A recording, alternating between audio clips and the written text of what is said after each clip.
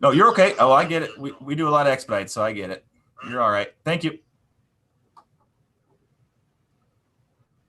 All right, Nick, I think you're live, man. No, you're okay. Oh, I get it. We do a lot of expedites, so I get it. You're all right. Thank you. Yep. Now, TJ, make me the host. Get out of here. See if you can do it. No, you're.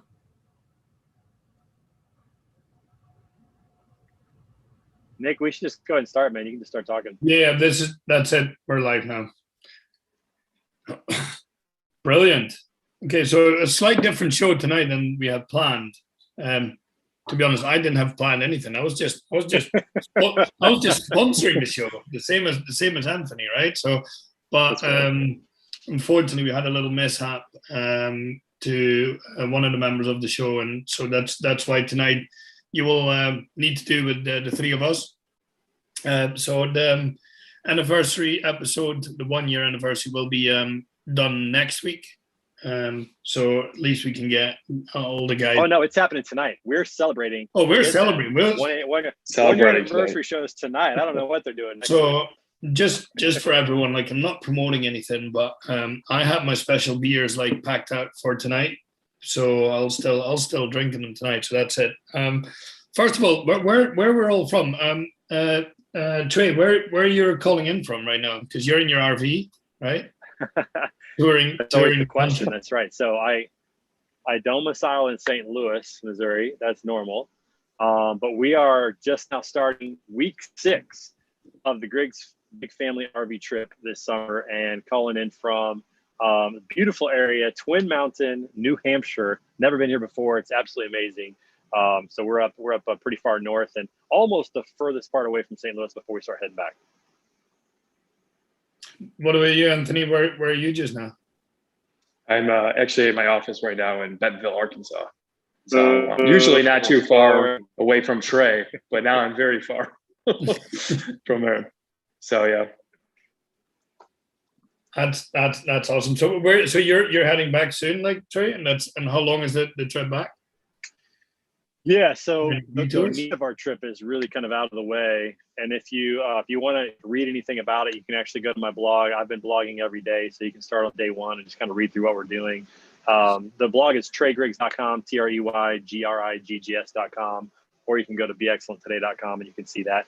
But we went through Louisville on our way to the East Coast. We started in our historical aspect of the trip in Charlottesville, Virginia. We went to Williamsburg, Virginia. We spent 10 days in Washington, D.C., doing all of the, the Smithsonian's, all the museums, all the cool history there. Then we went to Gettysburg, Hershey, PA, Valley Forge, Philadelphia. We spent 7 days in New York. We spent 6 days in Boston. We just finished 3 days in Portland, Maine. We'll be here for 3 days. We just got here today. We're going to Lake Champlain in Vermont, right near Burlington, Vermont, for 3 days after this. Then we're going to hit Niagara Falls on the way home, and then we'll start working our way back. And actually, the last week is the only week that I'm really taking vacation. I've been working every day on the trip, which is great. The technology that these RVs have these days allow me to work from really just about anywhere on the planet that has cell service or Wi-Fi. And so then we're going to spend a week of vacation in the Wisconsin Dells with our family. My in-laws are celebrating 50 years of marriage this year, and they decided that they wanted to get all the family together, the kids, the grandkids together and celebrate. So we're going to spend a week at the Wisconsin Dells at the theme park there. And then we'll go home. We're actually going to land at home on Sunday, July 31st, or Saturday, July 31st, whatever that 31st is. So it'll be a 50-day trip, full 7 weeks. Pretty crazy. That's one of these things, like, RV sales are up, like everything is up right now. So it's like good to have one. I think that's one of the things. Let's talk about 2 things, right? So one is the RV things, and then working from anywhere, like from within my other kind of one of my other companies where we actually like look at offices and do all these things. So working from everywhere, that's like a perk right now. Like we see this a lot where it's like retention, and it's not just about like salaries that people are after anymore, but like, able to work from home, able to work from anywhere, and all these kind of packages and stuff. And what you're doing right now is like a perfect example that you can be wherever you want, The only thing you need to do is Wi-Fi and a laptop and a phone.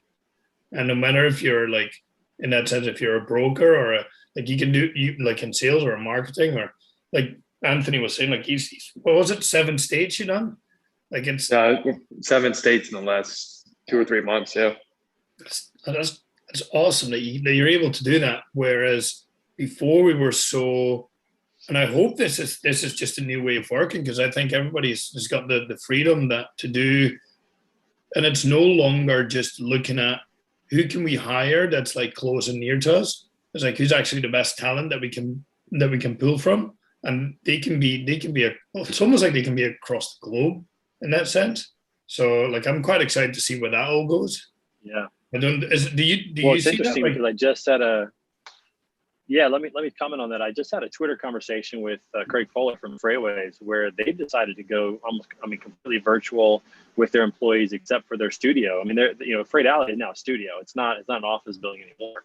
And he was just saying that they're ahead on their revenue projections and becoming a profitable company because of work from home, and they're able to eliminate travel, eliminate relocations. Prior to that, Craig and the team had a rule, or maybe not a rule, but certainly a guideline that everybody had to work in Chattanooga. Everybody had to be there. And now they've gone completely away from that, and they're more productive and more profitable as a company as a result. And I think a lot of companies, especially companies that have, more, say,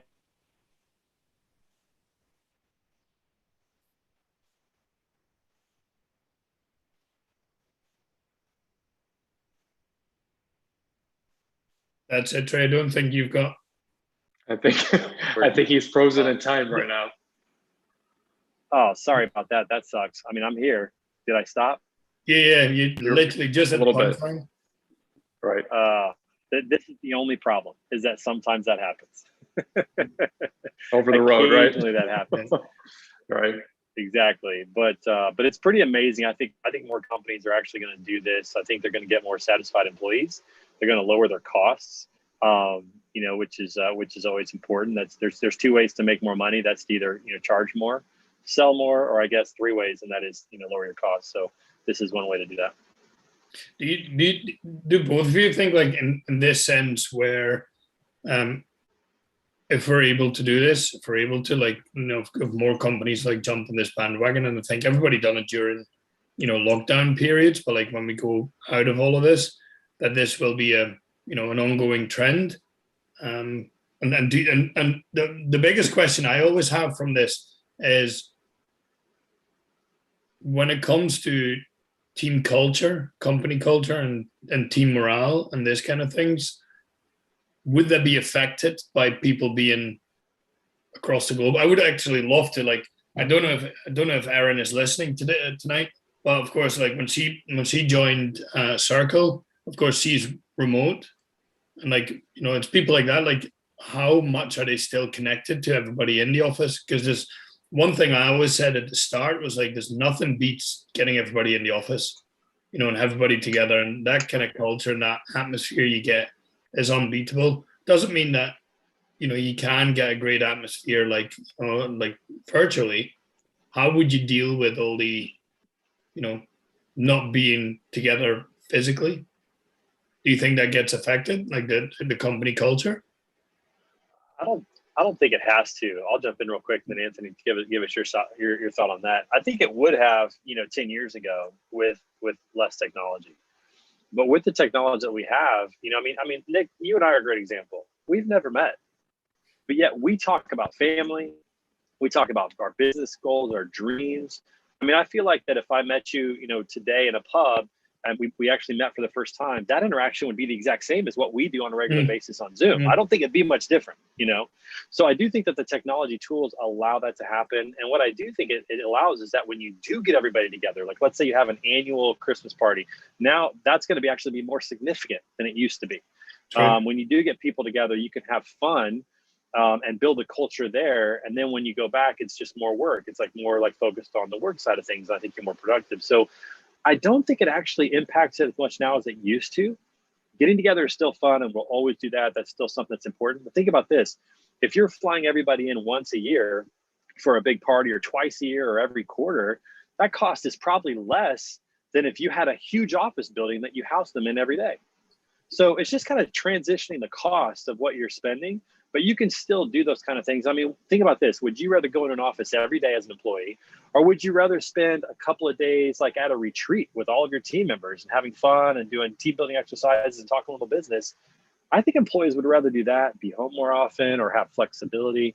I just think that's here to stay. There's always going to be some that are going to do that. Manual type of labor is obviously going to have to happen in person. But outside of that, I think people are, this is here to stay to me. I think people want it. I think employers have realized that people can do it and do it effectively. And like you said, the huge advantage, the market completely opens up. It's no longer who's in St. Louis that I can hire. It's who is within 4 time zones that speaks English that I can hire. I mean, that it's totally different. But what do you think, Anthony, on that? Like, how is that within TruckPark? And right. No, I think I'm going to throw a wedge in the door on this one, just because I do believe, yes, that people want to be more free within their work environments. I believe that people want to, be able to not have to be in a 9-to-5 setting, if you will, right? Because that was obviously 10, 15, 20 years ago was the work culture. It always has been the work culture. I do believe, yes, that maybe once or twice a week you can go home, you can work from home. But I do, at least for TruckPark, in my opinion, I'm a little bit more old school when I say this, but I would like to see employees in the office at least 4 days a week. The reason why is I believe that you can create a closer culture. People can actually know each other. There's a difference between knowing each other virtually, and then there's a difference between knowing each other tangibly. Where I've seen in TruckPark, at least, and I'll just talk straight to TruckPark because that's my business. Though we're a small company, about 13 employees, having them having them out of the office in 2020 because of the pandemic was very difficult for us. It's not like I don't trust our employees. It's not like I want to be micromanaging the employees, but I do want to make sure that if they have any questions, they can come to me, and my desk is around the corner versus calling me and I might not pick up the phone because I'm busy at that moment. So that's my opinion on the work environment and the culture.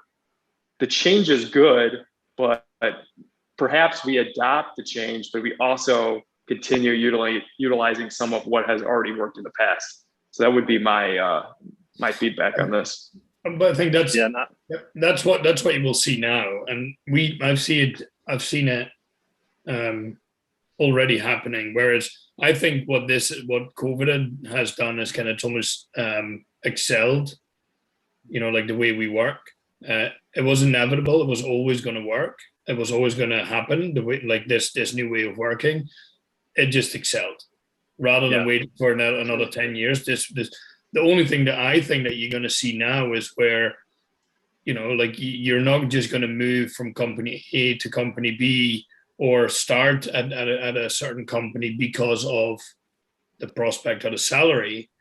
You're moving to a certain company as well because of the kind of culture, the settings, the setup that they have is aligned with yours. Because and I think that's just, let's talk about the elections. You either left or right?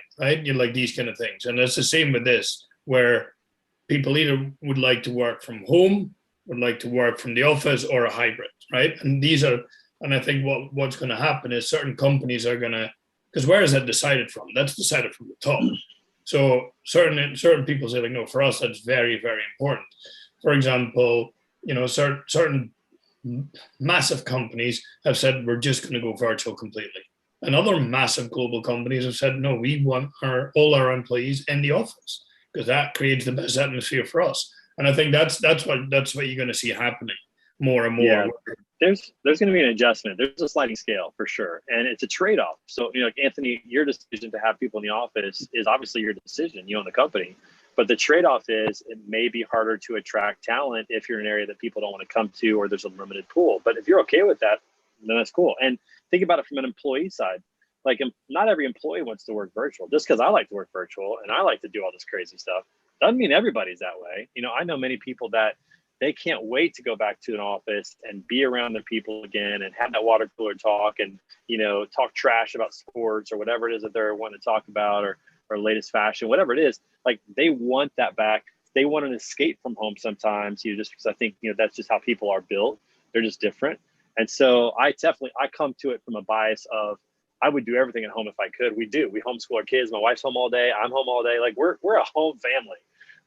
So I come with that bias, but not everybody feels that way. So I think it's going to be a shift between employers who make a choice and then the employees who decide where to go based on that choice. So if an employer says you have to come back to work, what if half of those people really don't want to go back to work, but there's other opportunities now where they can work from home? There's going to be a shift in where people work, and it's going to be based upon, I think, what they want out of their life more than what they can make. Because the money is, when they think about money, if they don't have to commute anymore, if they don't have to buy professional clothes anymore, they can wear just a polo or a nice shirt or something, and they don't have to be as dressed up anymore, then that could actually, warrant them taking a lower salary potentially with a company that they might like to work better. They might get to work from home more. They might have more flexibility. So I think that there's going to be a massive shift in terms of where people work based upon decisions that people like Anthony make about what's important in their business and what they want. And it's just a trade-off. Everything in life is a trade-off. If you want to save the costs and be able to, recruit everywhere, that's great. But now you have to work harder on your culture. It might be harder to gain that. So it's just a trade-off. That's all. I'm gonna throw this big question in, right? And this big statement. Like, of course, like everybody, or maybe not everybody that's listening, but for those who don't know, what we as Cybus 21 are doing, of course, like sustainability and is one of the biggest points of Cybus. And if you want to have a look at it, just go online at www.cybus21.com, or just hook me up on LinkedIn. But the main thing is, and this is one of the things, and I'm very aware that because I'm now at at the C level where we as a board of directors within Cybus, like because sustainability is running through our veins, every other decision that we make needs to be part of that. We can't say okay, well, we're here to save the planet. We're reducing your carbon footprint, CO2s and whatever. And then we tell everybody, okay, we want everyone to come to the office. For us, that was, so we have actually had a board meeting on that particular point where we said, okay, well, we stand for this. But what actually are we telling our employees if we say we want everybody to come to the office in their cars, in their trains, in the buses, whatever it all is, and actually create a bigger carbon footprint because we want them to be in the office? And I can completely stand with your point, Anthony. And it's and this is why I always like where people have different opinions, and I understand it completely. The main reason for us as a company, we needed to make that decision to say, okay, well, this is the core of our company. So sustainability runs through everything, and that comes from, what we say to our employees. Like, for example, as well as in, we don't do paper cups in the office, right? Like, so we even have the renewable cups, or the reusable plastic ones, or it's like just normal mugs. Like, it's all these kind of little things. And don't get me wrong, that's difficult. Sometimes it's actually difficult because certain things are so ingrained that, this is what we've done for so long. But it's now every time we're making a decision, I need to step back and think, well, hold on a minute. What we're doing as our core, we need to be doing that from every single angle. And I would say it's not the easiest, because sometimes things are just so normal for a lot of things. We've done them for so long. So I would say, well, yeah, from that perspective, from a sustainability perspective, and this is then the question: do you think because we're doing so much for reducing our emissions, our carbon footprint, do you think there should be some engagement from even the government to say okay, well, every company needs to reduce their carbon footprint by X, whether you do that by making sure that your people are working from home 1 or 2 days a week, or do it by other means? Do you think there should be more push from above? Yeah. Can I just jump in really quick? Yes, I just want to say please. something. And then I'll Yeah. right in. So Australia is actually, I don't know if you know this, Nick, but Australia is actually the government has allowed people to work from home for a set number of days. I can't think off the top of my head the exact number of days, but I believe it was like 2 or 3 days a week or something. They're allowed to work from home. And this was a government-wide decision. Now, the United States is a little bit different. There's so much red tape and bureaucracy. So I'm not sure if the government will stand up and say, okay, well, everybody needs to be home on Friday and you can return on Monday. I think that would cause chaos in the United States because everybody is so opinionated here. They like their own thing. Like, I want to go to work. And some people want to say, well, I want to stay home. I don't think it's going to go as well as planned for the government to say this in the United States. However, you got to go back to sustainability. I do agree that going to work, getting in your car, the pollution, the carbon footprint is affected there. You know, if we can allow people, maybe if they're close to work, they could take a bike or an electric scooter. Obviously, that is a major fix to that problem. But it's like, how are you going to get people to do that? So I think it has to just be maybe some companies, like we were talking about, some companies be like, hey, and I'll use Freightways, for example. They can figure out a way that they can have their employees work from home. It can be completely remote.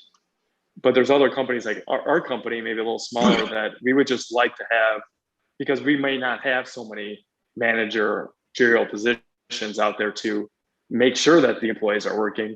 It's easier for us to bring the employees in. And it kind of goes back to say the employees love it. I mean, they love like doing ping pong on Fridays, or as a group going out to a restaurant at night. So I really think that it's just going to have to be kind of like a decision that people make themselves on whether they want to. And if they don't like the culture of the company, they're going to have to move to another company, and vice versa. But I do believe, and I'll just digress here, I do believe that companies should be a little bit easier to go with saying, hey, maybe 1 day a week we'll let you work from home, or 2 days a week we'll let you work from home.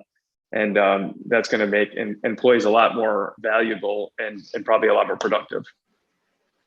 Yeah. And I would add to that, you know, I go back to what we talked about earlier. And, you know, Nick, it's interesting. We talked about this a year ago on Word on the Street when this whole thing started. You know, because when it all started, everybody was off the road. Like, nobody was going into work. It wasn't just, you know, certain sectors, it was everybody. And we talked about how that is going to impact the carbon footprint overall. And so even if only half of the companies, you know, go virtual and the other half are in person all the time, or somewhere in between, even that reduction is incredibly helpful for carbon emissions. It's incredibly helpful for traffic. People spend less time on the road. It's incredibly helpful for truckers who won't get bogged down in cities as much as they had before, you know, where it takes 2 hours to get across the city, or they have to go way around, you know, to do that. So there's a lot of advantages that come from this, that even if not, you know, even if just a fraction of the population does it, it's going to be a net win. And I do believe it's going to be, because humanity is like a bell curve. I mean, it's spread out based on what people decide. So if you give everybody the freedom to decide, some employers are going to say 5 days a week, some will say 4, some will say 3, some will say 0, you know, whatever. There's going to be a spectrum there. And again, I think it's going to be, I would even almost argue that it would almost be close to 50-50 in terms of how much people go to the office now compared to what they used to do. Some will be 0, some will be back to 100, some will be somewhere in the middle. I really think it's going to be like half of the carbon footprint will be eliminated because of work from home. And that's significant. That's huge, you know, and cleans up a lot of the roadways for people. Think about, you know, roads being used and damage to roads if cars are on the roads less, and how much more people can come home if they want to and be home when their kids get home from school. You know, how many kids are actually going to have a parent at home when they get off the bus now they didn't have before? There's a ton of advantages to it. And I think it's going to be some spectrum in the middle. But like Anthony said, I think every employer is going to have to make that decision.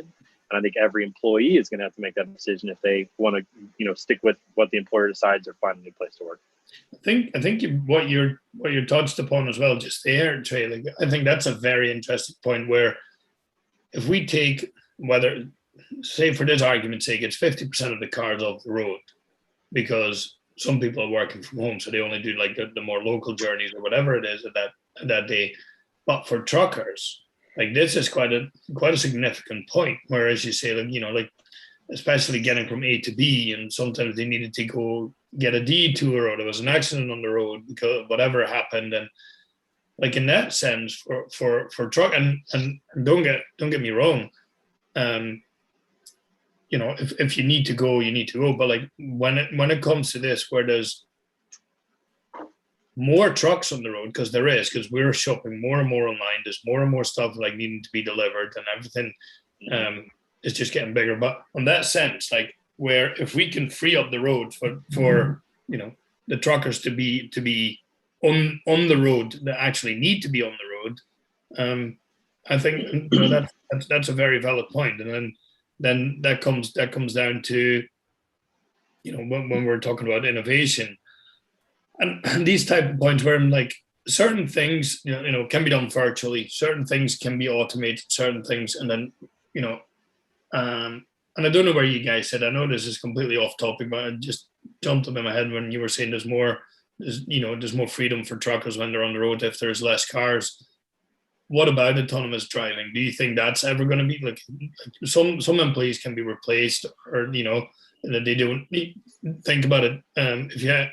If nobody is working in the office, we don't need receptionists. We don't, like in that sense, like you know people that were actually inviting clients and stuff coming over and whatever it all was. So in that sense, that gets reduced. So you know those things like jobs will be more virtual, will be more you know done by programs rather than people. What do you think about trucks, and what do you think about, like, because that's the thing that keeps on getting thrown at us. There's autonomous driving, and you know, will we ever see the light of it, or will it just be a gimmick? I think we will. I don't know how long. Yeah, but I think we will. I think that, you know, there's just too much. I mean, think about this. I was actually, so it was probably, I think it was FreightWaves Live 2019 in Chicago, if I remember correctly. It's almost 2 years ago. I was talking to one of the chief architects of software for autonomous trucking. And at the time I was really skeptical because you heard about it, but you didn't see anything. You just kind of heard about it. You didn't see examples. There wasn't anything out there. And I just said, man, I don't think that people will want to drive next to an autonomous truck without a driver in there. And he looked at me and he goes, do you think they enjoy driving next to somebody who's on their cell phone? And I said, no. He goes, do you think people on their cell phones are paying attention as much as a computer that's constantly surveying the road? No. So it was an interesting conversation where he said, listen, the technology that we're creating and what it's going to do for cars is it's going to be able to evaluate everything around them all the time in nanoseconds, all the time. And to be able to recognize a person versus a pole, or a dog versus, you know, a bush, like to be able to understand and recognize those things so that they can make value judgments. This is the hard part. It's value judgments for an autonomous truck. But my contention was, listen, in order to go autonomous, you almost have to do it all at once. Like everybody has to go autonomous. There's not going to be a transition. But he goes, no, he goes, that's not true either. He goes, where do you think we'll start with autonomous vehicles? We'll start places where there's lower volume traffic, like major interstates from city to city. Maybe not in the city so much, but imagine if you had a distribution center that's 30 miles outside of Dallas, and you had a distribution center 30 miles outside of Kansas City. And that truck drives from Dallas to Kansas City, goes through Tulsa, and has to maybe do it like around the city on one of the beltways there. But it goes to Kansas City and has limited traffic. Like, that's probably a pretty good case use for it to start as opposed to going right into cities. And he goes, listen, over time, that's going to be the case. And I was thinking about this and I thought, I bet that's probably true. I bet that in 10 years, I won't own a car. And it's not because I live in a city where there's public transportation. I think it's going to be because owning a car doesn't make sense anymore. I think there's going to be autonomous vehicles that are going to perform like Uber and Lyft and those types of things, where if I need to go somewhere, I'll just order a vehicle and it'll just come to me. I don't have to wait on the driver to make a decision to come, like to accept my ride. Like that's not going to be like right now, if you're out in the middle of nowhere and you want to get an Uber, it's dependent on if a driver will accept the ride and come pick you up. But if it's an autonomous vehicle that doesn't make that decision, it's just based on capacity and there's capacity available because now this is the way that everybody does it, then I'll just order an Uber to go downtown to the Cardinals game and I won't need to own a car. And then I don't have to worry about insurance. I won't have to pay for gas. I'll just pay the ride share. And I won't actually, I mean, think about this. I work from home now.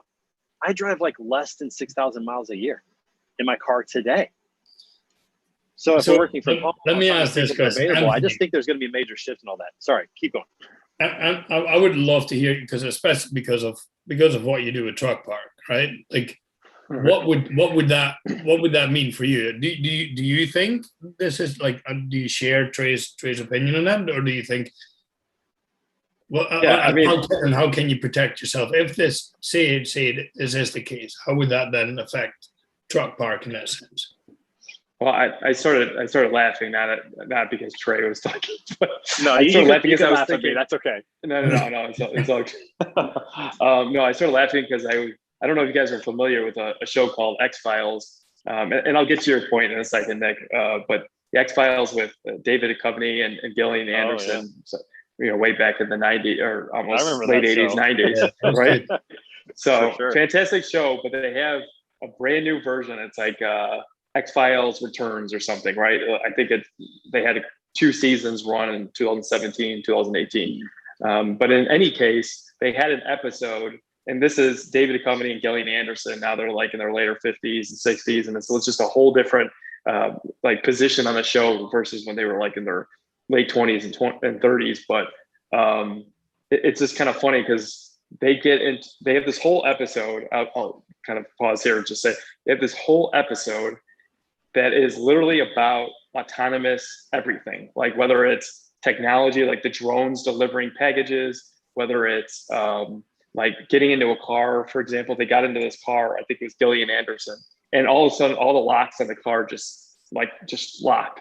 And basically she's stuck in this car and this thing is flying. It's all autonomy. There's nobody in the passenger seat. There's nobody in the driver's seat. She's looking around. She's hitting the window. She's all freaked out. The car is flying. It's going like 100 miles an hour now down the road. And then the next scene is you have David Duchovny. He's just at his house, and he hears the doorbell, and he goes outside, and there's like 100 drones just like furious at him, and they're all like poking in and prodding him. He's running around. His house is getting like blown up by drones. So it's just to kind of show you that what if, because technology can't be hacked, what if in the future something does happen? So Trey, you were talking about having that conversation with a company that was doing the autonomous vehicles. Yes, I do agree. Like 100%, if there was an autonomous vehicle that could detect something on the road and go around it, or versus somebody who's distracted on their cell phone. But the problem is, what if that autonomous truck was hacked by one of these, hackers? Oh, that's like a huge issue. Just like the Colonial Pipeline was just hacked, right, by like Russian hackers or something. So what if that what if this international hacking happened again to all the trucks that were currently on the road, and they were smashing into cars or flying over cliffs? I mean, not only is I'm significantly more concerned about that than I am about exactly the truck. I'm significantly more. Well, here's the thing: if you program it, somebody else can hack it. That's what I've learned. Exactly. Let's stay with movies. iRobot is like that's a good one. It's a very good example there, where he's just like autonomous driving, and all of a sudden he jumps on this. Remember when he jumps on this bike, or when he's in the car and he overrides to manual driving. So it's but from like I can understand why. So I've been into a couple of factories in Holland when I was back home visiting my family, and I've seen the transition from the work floor there in the warehouse from fully manned to completely robotic. And it's like, it's madness to see. It's absolutely crazy. The first time I was there, I was a bit younger, but like, that's what people in forklift trucks and whatever it is. And, like people walking around and stacking like the goods and, driving through the warehouse. And the last time I was there, it was literally just robots and nobody else. And even if there was something happen, because like what they were trying to do was like, even if something would happen, they would know. So they threw a box. He said, so we knew what was happening. They threw a box in front of one of the robots, and I was in front of their lines. So, but they adjusted. They stopped. It took it, but not as quick as like you and I would do at this moment in time, but. It stopped. It recalculated, went around the box, and just continued its journey because it had so much give and like take to make an adjustment. So from that perspective, like, and don't get me wrong, 10 years ago, would I have thought that would have happened? Probably not. But it's so much quicker, so much more effective. Yeah, they never get tired. They work 24 hours a day. You know, like I'm definitely like interested and intrigued to see where this is all going. And you know, but this is a question, like, you know, that's why I wanted to see you, to hear your point, Anthony, because especially like what you guys are doing is like, you know, safety of drivers. What if there's no more drivers? But then, you know, that's a question. That's a question you will ask. So the same with Cybus. Like we're in the diesel culture, and you know, people are like, yeah, but what about EV? What about hydrogen and everything else? I was like, yeah, but should we then just stop everything we're doing and so we, and that's just, and I was speaking to someone and he said, I don't really approve, you know, that's, and I was like, that's completely fine, right? Everybody has their own opinion. And I gave this example where I said, should we then tell like companies that manufacture plasters to stop manufacture plasters, and we just make sure that nobody falls anymore? You know, the people will always fall, like, you know, and all these kind of things. I was like, you still need to make sure that, like, within a diesel economy, because that's what we are, like, you know, like from that sense. So we just wait until everything is done for EV and hydrogen, because it's in its child shoes, right? There's so many things that are still not fully bottomed out yet. How we mine the lithium and everything else, how we store it, and so from all these perspectives, I'm like, okay, shall we just stop and then just? But therefore as well, like I understand what you do with TruckPark and, like, you know, the growth, and but even with autonomous vehicles, would they then need a secure stop, or else they can be hacked even more easily? You know, it's these kind of things. Right. No, they do. They actually do. So I will actually give you my answer now, because I went into this whole spiel about X-Files, and then we got into, you know, the robots and everything. But yeah, so my answer is honestly, autonomous vehicles for me is a touchy subject, just because we do so much to empower and create a better experience for the drivers. It is hard for me to say I'm going to be on the ground promoting autonomous vehicles when they do debut. I will probably be the one who's lobbying them because that's my mission. I'm trying to help the drivers create a better experience. And so I believe that autonomous trucking will come out. A second. Sorry about that. I just got cut off. Do you hear me now? It got cut off. I believe that autonomous trucking will debut in the next 10 years. Absolutely. I do not want it to happen because I would want to make sure that drivers are in the seat. The thing is, to also answer your second question, is there's companies that already have reached out to us. I can't say the names of them, obviously, but just for kind of beta testing, they've asked if they can store their autonomous vehicles at our facilities. One, they believe that now they can, while they're doing their beta testing, the facilities that they're at need to be secure because these are very expensive machines. The second thing is, in the future, because they're all computer programmed, they're going to need to be reprogrammed before they get back on the road. So those are two ways that TruckPark can continue to exist throughout an autonomous economy. Well, let me add to that too, because I think this is fascinating. So, you know, what you're doing, Anthony, is amazing for the drivers. I love what you're doing. As somebody who's worked with a company that, you know, had an app that would try to enhance, you know, drivers' life on the road, and just understanding that and appreciating what they go through. My dad was actually a local truck driver, so I got a little taste of that when I was a kid.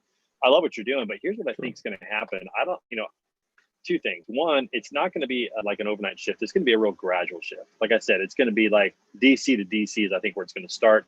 Those drivers that go, you know, into companies, into cities, into docks, that's going to be there, I think, for a long time. But here's the other thing. I don't think these autonomous trucks are going to, you know, debut without people in the truck still. Okay. But I think the job's going to change. It's going to become like an engineer, like an IT engineer as opposed to like a driver, because they're going to you know, maybe need to deal with IT issues, with programming issues, or with other things as well. I don't know. I just think there could be a shift in terms of who's in that vehicle, but I don't think that we're going to have purely autonomous vehicles for a long time. I think it's going to take a while. From the standpoint of TruckPark, I think, at least I would say the next 25 years, what you're providing is going to be of extreme value, and then we'll have to see where it goes from there. I think so one of these amazing facts to me always is when we were at Cybers, when we were looking at as well, because everything that we're doing in a sense is is for the drivers, not just the drivers, but the owners, owner operators, and everything else. But it's in a sense for the drivers as well. For the earth. Well, yeah, but then as well, if you see what we're doing is actually, if you drive if you drive like a truck with one of our systems on it, the performance of the truck actually gets, increased in that sense. So there's actually it's more responsive. It's more.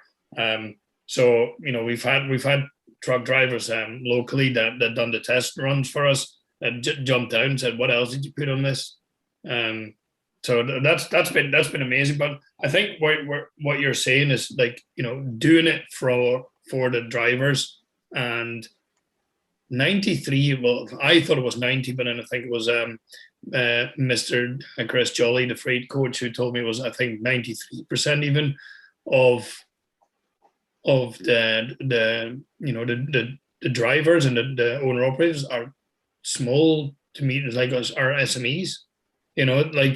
It's not the big guys. So it's for example, there's this, and I'll give him a shout out. And I know he's not been on LinkedIn a lot or on social media a lot. Is Jose Ramos, right? A guy that I met through through virtual, through Zoom, right? And I've never, 2 or 3 trucks, I think. Yeah, so he's got a couple of trucks, family business. That's, to me, that's when you talk about hardworking individuals. That's definitely one of them.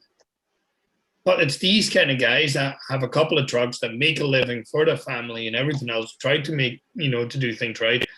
He always posts about when something goes wrong with his truck and he tries to stand beside the road and fix it.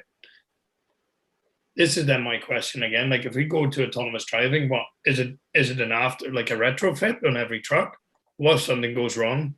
Because say if we've got 8 million trucks on the road, well, so next week we're going to have 8 million autonomous trucks. That's not going to happen. And I think that's the biggest thing and that's the same with people. They're still going to have tires. Well, that's the thing. The maintenance is not going to stop. They break. Well, right. Exactly. It's all these kind of things. And when it comes to the same, when people say we should all go, to EV or hydrogen or whatever, I was okay, but not everybody can cough up the money for a brand new EV truck, that does the miles that they need to do. So, and retrofit in their house to provide the electricity to power it, and just things like that. So it's definitely going to be a transition. I think it's going to be a transition for a lot of these things. I just don't think it's going to happen overnight. And like you said, the majority of the trucks out there are owner operators or small, fleets less than 10 trucks. Those are going to stay for a long time. I think it'll be a slow shift, a slow transition. What you're going to have is maybe the CR Englands or the Knight Swifts or the Walmarts of the world with a fleet of 1,000 trucks. They're going to say, let's try it with 50 trucks and see how it goes. And if that goes well, then they might continue improving their fleet or changing their fleet, I should say, by autonomous trucks. But I just don't see the owner operator going away anytime soon. And that's why I think, again, what you're doing, Anthony, I would say at least 25 years, it's going to be a huge need, and it's going to become a greater need. If not less in between now and then. And then we'll just have to see how the market and how the adjustment goes. So I think sure. Good. Yeah, I think considerably it's going to be a transition. I guess my question is for you two and for everybody else who's listening is, okay, the people in the industry might change to the engineers or the programmers, but what happens to the drivers over time? Whether it's 10 years or 25 years or 50, where do the drivers go? Once they lose their jobs to these, robotic machines, what happens to that? And where do they go work? I think the answer is in the factories. The example of the factories. I mean, if a factory worker and that's what they do is manual labor and they lose their job because of a robot, what do they do? Well, it's a transition period. You might have people retire out, and then the new people, the younger generation, might actually be doing more training to actually run the robotics, as opposed to the manual labor. So I think it's going to force people just to continue growing individually, which is not a bad thing, and learning new skills. I'm not saying that somebody who, is a truck driver is going to become a programmer, because I think it's unrealistic for the most part for that. But I think it's going to be a transition, and it's going to be one of those new jobs that's available to start learning, just to start training and growing and those types of things. So it'll be an interesting transition. That's been happening throughout our lifetimes. Yeah, so exactly. If you think about it's a transition of types of work. Yeah. Do you still know a lot of blacksmiths? Like before, for example, like a great example of that is our surnames. A lot of times our surnames were linked to whether it was occupation or whatever it was, right? But most of that was always labor intensive, right, like jobs. And there's currently, like, people are going to school or high school right now that need to find their career. They're choosing jobs or a career path that when I was in college or university didn't exist. So there's jobs and things and job titles that kind of die out in a sense, but there's new ones born. Well, that brings up a great point. So if you haven't watched the movie Hidden Figures, it's a great movie. But in line with what we're talking about here is that there was a job that was called a calculator. Like, a person was called a calculator because their job was to calculate numbers quickly for NASA. That's what the movie's all about, is NASA. So NASA, back when it started the Mercury programs, the Gemini programs before Apollo, all of their calculations were done by people sitting in a room, and they were called calculators. And then NASA shifted when IBM came into play, and they brought in this big IBM. All those calculators became completely obsolete. And they either had to learn how to program it or go do something else. And that is kind of the shift that happened over time, because when I grew up, a calculator was a device. I had never heard of a human being known as a calculator unless they were just some genius person. Somebody might nickname them a calculator, right? But other than that, I never knew that was a human career, that was an occupation, because I always thought of a calculator as a device. That's what happened. But that was a job back in the day. And I think that's kind of how it's going to happen here, is you're going to have this transition in technology, and nobody's complaining because there's no more jobs for calculators. Nobody's complaining about that anymore. The transition has completely happened. And I think that's going to happen here, where people aren't going to complain that there's no more jobs for warehouse workers at some point, because it will have just completely shifted. And now people will grow up, like, you used to work in a warehouse. You used to do what? You used to pick up a box and put it on a conveyor belt? What? Like, that'll just be foreign, just like a calculator is foreign to us today. I'm with you on that. I don't think at this moment in time, drivers can be put in that category just yet. But it's not yet. Yeah, it's like, we see snippets of what the future can bring, and whether some of the things stick, right, and some of them don't. Reminds me of, I don't know, does anybody ever remember the mini disc? That never really kicked off, did it? I remember buying a case to carry them around in college, to put them in there. In fact, we were at the Smithsonian in DC, and they had a mini disc, and I literally looked at my kids and I said, we used to have to carry those around in school so that we could have, like, our paper on that. And I guarantee my parents would be like, well, lucky you, because we had to actually carry around a briefcase with the paper. But those, that's not around anymore, right? But the CDs still are. Right, so sometimes certain things. My computer doesn't even have a disk drive anymore. Like, I could even put the DVD or CD on my computer if I wanted to. I'd have to buy an external drive to do it. I mean, like, in the CD, as in, like, for example, okay, it's moving away more and more, but, like, it's still kind of in a sense here. When PlayStation is going more now, you can buy a PlayStation, for example, one with discs or one without. Yeah. But, like, and at some point that will be completely ruled out. I'm doing the today's show on a MacBook Air. That's got, like, nothing on it, right? Yeah. So, like, these kind of things where it's like, when Apple said we're no longer have the jack for the headphones. And then I was like, okay, that was a controversy, but now everybody's like, okay, well, I've got these things in my head and that's it, right? So I don't need it. I tell my kids all the time, they have no idea what it's like to go to Best Buy and pick out a CD and buy it and listen to it on the way home, or wait to get home to listen to it. And that's the only music you listen to. We have a subscription to Amazon. People have Spotify. People have Apple Music.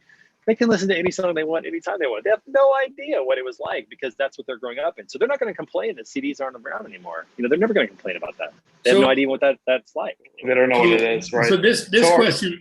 I'm sorry, you go, Anthony. No, really quickly. So I was just going to say, are we becoming less romantic and lazier?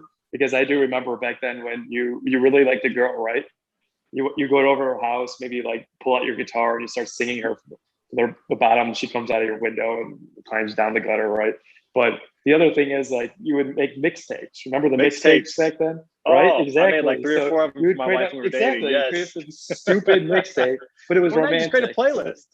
You know, Well, sure. yeah, but now you do that. But I'm sure your kids would be like, "Dad, what the heck is a mixtape?" So it's just like I understand totally. the adaptability. Totally. It's just they have no idea. And then it's kind of No idea. it feels like we're getting lazier too because we're pulling apart of course we are. from like laborers, right? Like yes, of course we are. all the laborers is going to be replaced by robots. Like Nick, you were talking about the robots in the warehouse. Like that used to be people walking around and placing, different boxes on shelves and walking around with a clipboard, making sure it was organized. Yeah, well, we went to a lot of like plantation homes here in DC, and we just realized the girls, my daughters got to see how much time was spent every day surviving, growing food, processing the food, killing an animal, skinning the animal, hanging up, to dry, not having a refrigerator. All the conveniences that we have now allow us to enjoy life. Where before they had to survive, they had to work to survive. Their day was consumed with that. So it's only going to increase to where at some point, like we're literally just it's going to be kind of like the enjoyable life economy. Everything is pretty much going to run on its own and people are going to be able to do what they want to do, which I don't know how they're going to make money, but we'll see if it gets there in our lifetime or not. But then it's funny that like there's certain things like have changed, right? But then things we buy and consume will still need to go from A to B. That's right. Right. And in that sense, I find this always like very interesting about the industry that we're in, where that's never changed. And I don't think that will change. Like that's it's just the method and the speed is all that's changed. The method and the speed. So like, I know we're heading towards like the end of the show, but like I would like to hear as well, like from an innovation and from a tech or whatever, like future perspective, what kind of innovation or tech would you say, like for the industry that we're in, I would like to see that, like whether it already exists or not exist, or come back, or that could go in the bin straight away. What would you say, like that's a welcoming new piece of tech, or that's a piece of tech that can hit the highway? You want me to take this, or you want to go, Anthony? Go ahead. You start. I mean, I've had the opportunity to work in a lot of tech companies within transportation, so I've seen a lot of the things that have been created, and there's still a lot of fragmentation. I'm really excited about the softwares that are coming out now that are like cradle to grave. They have everything included. The Turbos of the world, the Port TMS of the world, Ascend. Some of those new platforms that have everything built in and give visibility to everybody. I mean, it's not blockchain, but it certainly is getting closer to that, where a shipper and a broker and a carrier see the same information with the same reference numbers, and they have visibility to see what's going on. So I'm excited about that because I just think that that's going to just make the process so much easier for the people who are working in the industry. At some point, I do think at some point that it's technology is going to get to the point where I don't know when it's going to happen. I have no idea how it's going to happen, but I do think at some point, like every other industry, the middleman is going to get cut out. I think at some point, freight brokers are going to be obsolete. And that's hard to say because I service freight brokers and I've been in the industry. But if you think about right now, like think about reserving a vacation for yourself. 25 years ago, you were calling somebody and they were doing all the reservations for you. And now you don't need that person anymore. That is obsolete. And if somebody had said 50 years ago, hey, travel agencies will no longer exist, people probably wouldn't have believed that, but here we are today. I can't remember seeing a travel agency anywhere in the last 20 years. And maybe there's some high-end ones for special trips. I get that. But overall, the way that we book travel now, I don't talk to a single human. I was actually making this point probably a year ago. Every business trip that I go on, I don't talk to anybody to book my flight, reserve my hotel room, get into my hotel room now because I can check in online. They give me a digital key. I don't have to go to the front desk anymore. All these things I can order food without talking to anybody and have it delivered to my room. Like my entire trip can happen with minimal interaction to the people that actually make that trip possible. They're completely cut out. Do I think that's going to happen soon? Probably not. But I think at some point, whether it's 25 years down the road, 50 years down the road, people will look back and go, what was a freight broker? What did they do? You know, like how did that work? Because I think that shippers are eventually just going to be able to book trucks completely, you know, without a middleman. I think it's naive to think that this industry is different than every other industry out there, because every other industry, this has pretty much happened, where the middleman eventually gets cut out. And it's hard to say, and it's difficult to say, because I love this industry and I love freight brokers and what they do. I just think at some point somebody's going to build something, and then that's going to happen. So, not to answer your question about what I want to see, but that's what I think we will see. That's actually a good point. I'm still trying to think of, because what you just shared, Trey, is right around the lines of what I was thinking as well. Because there is a lot of market fragmentation, and you know, I've even heard through the grapevine, which I'm not proud to say, but I truly do believe that the brokers will be eventually outed in the market, and that just goes for everybody though. That goes for every single middleman out there. That could even go for myself. Essentially, TruckPark is a middleman, right? We're a marketplace. We are connecting, which is the middleman. We're connecting the supply, which is your truck parking facilities, to the truck drivers. Eventually, the operators might cut us out and say, hey, we're going to build our own technology so that we can just bring in the truck drivers. Like, why do we need you? So I do believe that there is good in this, but I do see it in your perspective, Nick, is your question was, what do you see the technology that is existing today that you keep it, and technology that will exist in the future that you should say, take a hike and hit the road, right?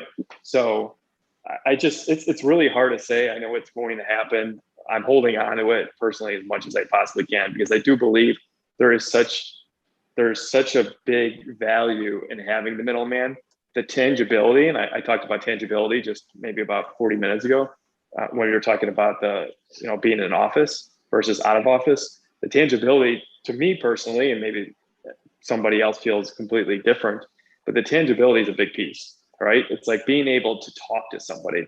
Like, for example, when truck drivers call into TruckPark, they 100%, I should say 99.9%, get in touch with somebody, right? We have customer service 24/7. When I call Uber or Lyft right now, I can't even get a hold of anybody. And if it's an issue, like the driver didn't pick me up, or the driver left before 5 minutes, they usually get about 5 minutes on the clock. Let's say they leave and I'm trying to get my money back, forget it. You know, you just might as well give your money to them at that point. So I believe the middleman is such a big piece. I would hate to see it hit the road, but again, to Trey's point, eventually it's going to happen. Well, and I would say this to a couple on that. Like, I would have said, I would say right now, let's keep the smartphone. I really like the smartphone. Mm-hmm. It's wonderful. But if I had a watch that had cellular plan, I could do quite a bit just on my watch, and it used to be like, keep the laptop. And now people are living without a laptop because they're using their phone or an iPad. I mean, I just think that whatever we say we want to keep is probably going to go away, because something better is going to come in that's going to make us forget about it. Like I would have said, keep the flip phone, because it was great to have a cell phone that I could slide in my pocket. Well, I mean, that's kind of gone now. I mean, people aren't really using that anymore.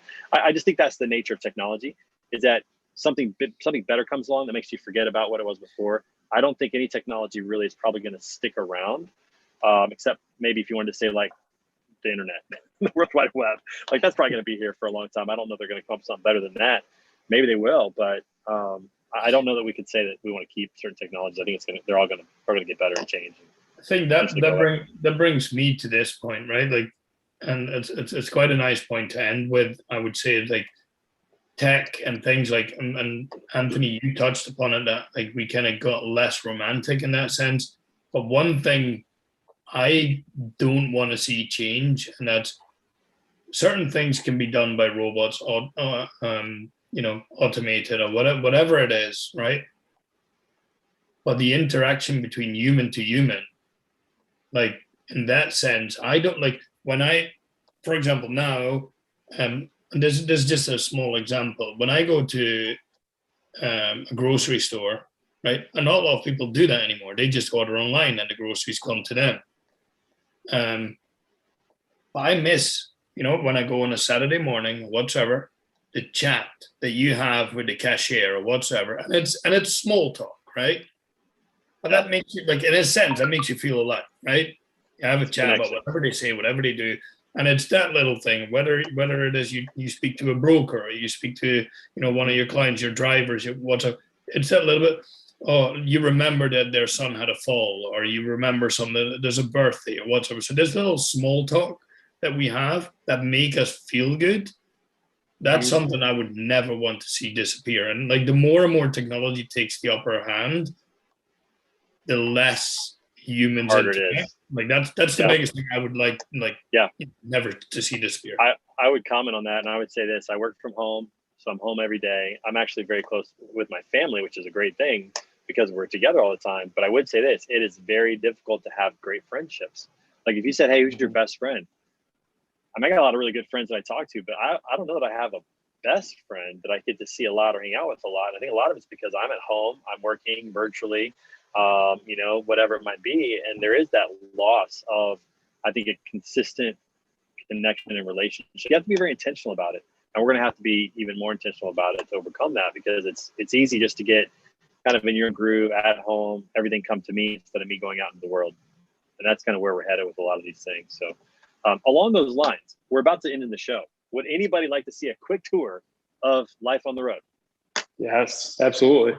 Yes. Let's do it. All right. Go. So I'm currently sitting in my living room, dining room, and kitchen.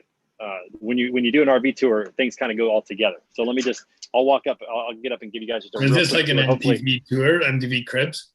This is like Yo MTV Cribs on the road. This is Griggs family RV trip here. So I'll start at the front. So obviously we have the cockpit right here.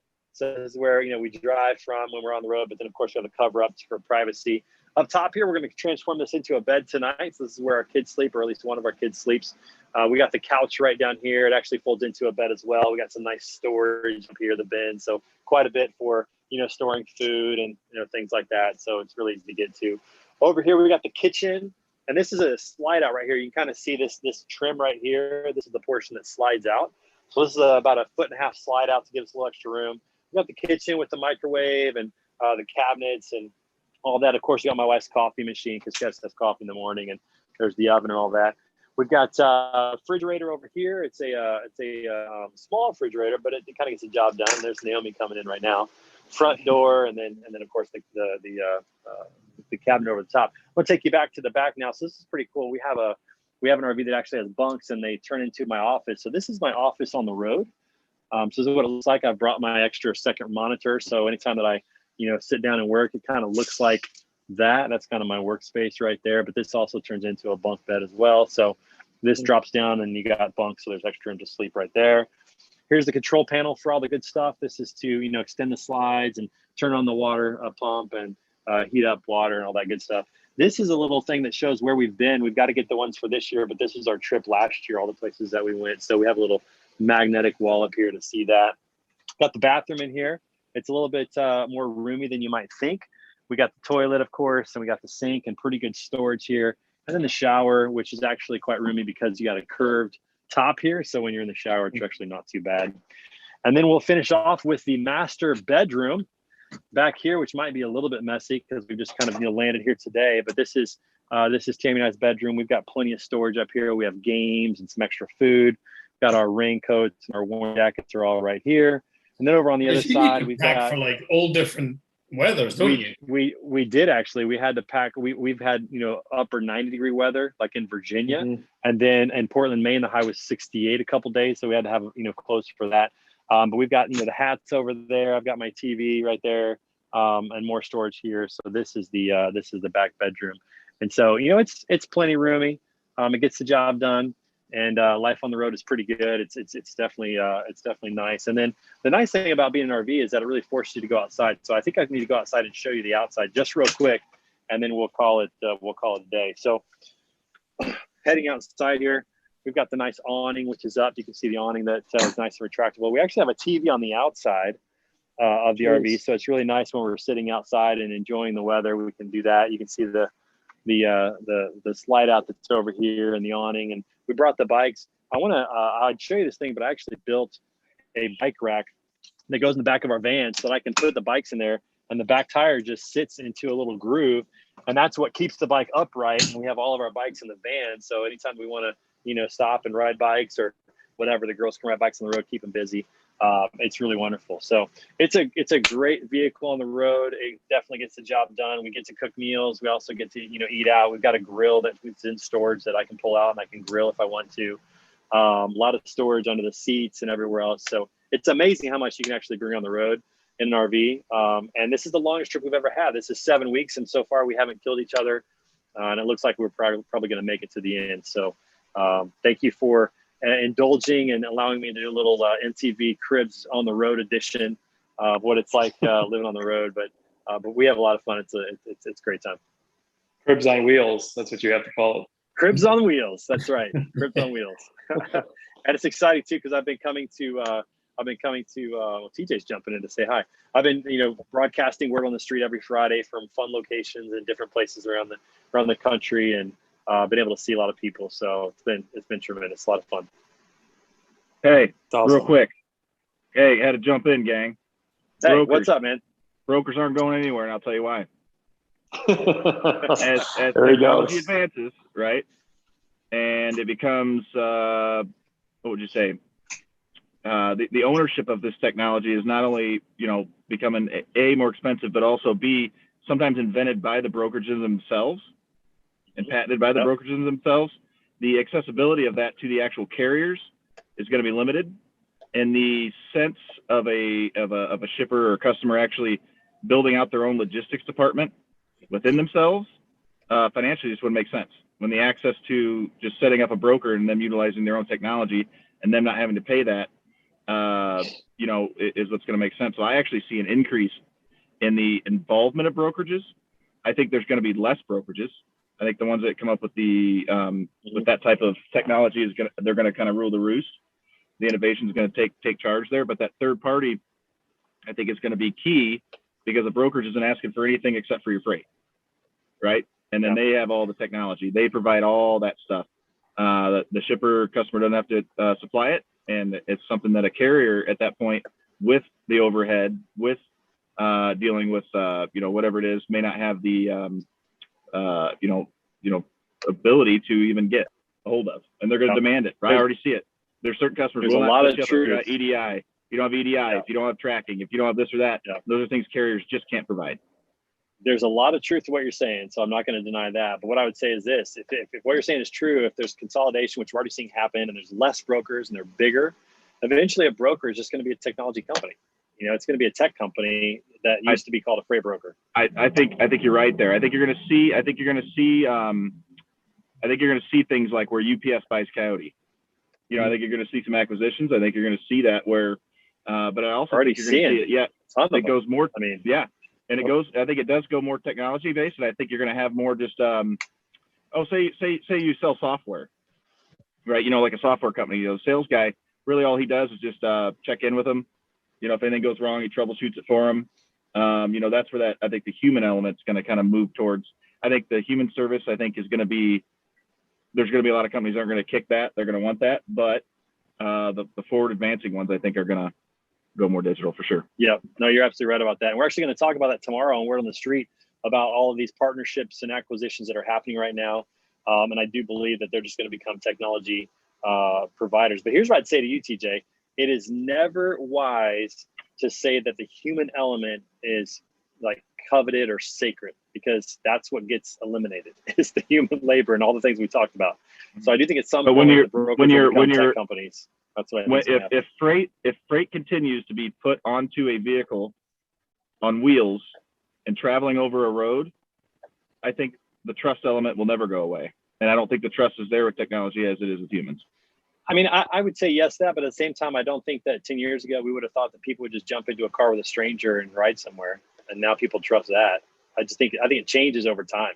So I wouldn't put that beyond what's possible, but we'll see. You may be right. We'll continue that discussion on Hold My Sandwich tomorrow at what, noon?